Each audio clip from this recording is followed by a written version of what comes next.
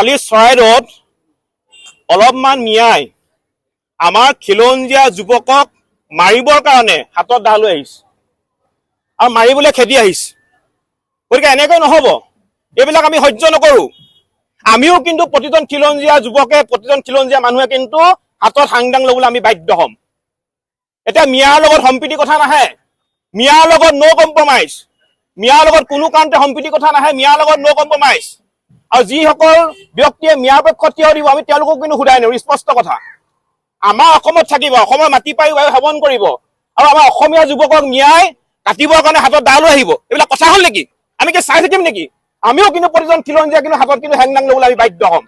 আৰু এটা স্পষ্ট কথা, আজি উজনি অসমত সকলো জাতীয় জনগোষ্ঠীয় দল সংগঠন ঐক্যবদ্ধ হৈছে। সিংহক কিন্তু জোকাই লোৱাৰ এই পৰিণাম কিন্তু অতি ভয়ংকৰ হ'ব। এতিয়া দয়া আৰু ক্ষমাৰ কথা নাহে, বৰঘৰত যেতিয়া মিয়া সোমাইছে মিয়াক আমি খেদিমেই। আজিও ৰাতিপুৱা আমি জাতীয় সংগ্ৰামী সেনা অসমে 50 জনতকৈ কিন্তু অধিক সন্দেহযুক্ত নাগৰিকক আমি উজনি অসমত খেদাই পঠিয়াইছো।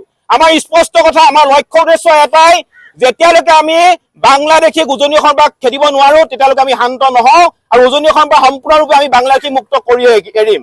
আৰু মিয়া এইটো কথা স্পষ্টকৈ জানি লওক, এতিয়া মিয়াক কোনো শক্তিয়ে কিন্তু বচাব নোৱাৰে।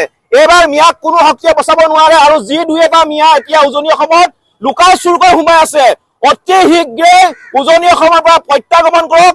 অন্যথা আমি যদি যাবলৈ হয়, আমি যদি হাতৰতে পাবলৈ হয় কিন্তু অৱস্থা বেয়া হ'ব। আৰু অহা কাইলৈ অসমৰ কেইবাটাও জাতীয় জনগোষ্ঠীয় দল সংগঠনৰ মাজত এখন সভা হ'ব আৰু এই সভাখনত সিদ্ধান্ত লোৱা হ'ব, মিয়াৰ বিৰুদ্ধে কঠোৰ সিদ্ধান্ত গ্ৰহণ কৰা হ'ব, স্পষ্ট কথা।